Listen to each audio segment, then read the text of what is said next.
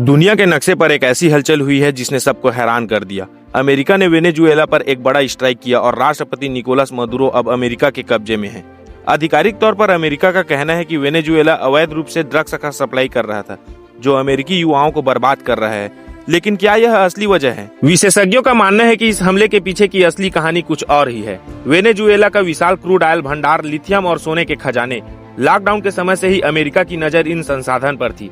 आज हम समझेंगे उस प्लान को जिसने चंद घंटों में एक पूरे देश को घुटनों पर ला दिया। किसी भी किले को तोड़ने के लिए अंदर का भेदी जरूरी होता है। अमेरिका ने सबसे पहले वेनेजुएला के उप सेनापति को भारी भरकम रकम का लालच देकर अपनी ओर मिलाया। इसी गद्दारी की वजह से अमेरिका को राष्ट्रपति मदुरो की पल पल की लोकेशन और देश की सुरक्षा के घेरे की सटीक जानकारी मिलती रही। इस मिशन में जिन विमानों का इस्तेमाल हुआ वो इंजीनियरिंग का करिश्मा है। आइए स्टेप बाय स्टेप समझते हैं।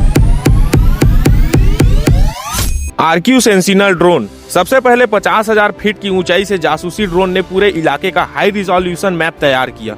वेनेजुएला को पता भी नहीं चला कि ऊपर से कोई उसे देख रहा है। इसके बाद एंट्री हुई F-35 की। यह दुनिया का सबसे एडवांस स्टील्थ फाइटर है, जो रेडार की नजरों से बचकर वेनेजुएला की सीमा के अंदर दाखिल हो गया। इसके बाद आया ग्राउलर। इस जहाज ने वेनेजुएला के रेडार सिस्टम में फेक सिग्नल भेजकर उन्हें भ्रमित कर दिया। जब वेनेजुएला ने फ्रीक्वेंसी बढ़ाई तो ग्राउलर ने अपनी रडार किलर मिसाइल दाग दी। देखते ही देखते 12 प्रमुख रेडार स्टेशन तबाह हो गए और वेनेजुएला का आसमान अंधा हो गया। जब रेडार सिस्टम खत्म हो गए तब आए भारी भरकम शिकारी B-52 बॉम्बर। यह जहाज अपनी कारपेट बॉम्बिंग के लिए जाना जाता है। इसके साथ हजारों बम गिराकर वेनेजुएला के उन ठिकानों को मलबे में बदल दिया जहां से जवाबी हमले का खतरा था। इसके बाद आया B-1 लैंसर।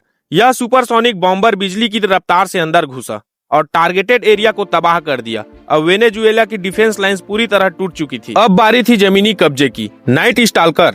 इन ब्लैक हॉक हेलीकॉप्टर में अमेरिका की घातक डेल्टा फोर्स सवार थी, जो अंधाधुन और सटीक फायरिंग करते हुए नीचे उतरी। इसके बाद आया सी हॉक। इन हेलीकॉप्टरों ने कमांडो को ड्रॉप किया और बचे हुए दुश्मनों का सफाया कर दिया गया। E-3 century Hawkeye. यह आसमान में उड़ता हुआ कमांड सेंटर था। इसने न केवल अमेरिकी विमानों को दिशा दिखाई बल्कि पड़ोसी देशों से आने वाली मदद के सिग्नल भी जाम कर दिए। P-8I। समुद्र के रास्ते से अगर वेनेजुएला की नेवी या पनडुब्बी हरकत करती तो P-8I उन्हें खत्म करने के लिए तैनात थी। हमला सिर्फ गोलियों से नहीं हुआ। अमेरिका ने वेनेजुएला पर भीषण साइबर अटैक किया।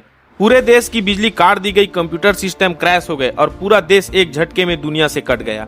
इसी अंधेरे और शोर के बीच राष्ट्रपति निकोलस मदुरो को गिरफ्तार कर लिया गया। आज वेनेजुएला पूरी तरह अमेरिका के नियंत्रण में है। संसाधनों की यह जंग अब एक नए मोड़ पर खड़ी है।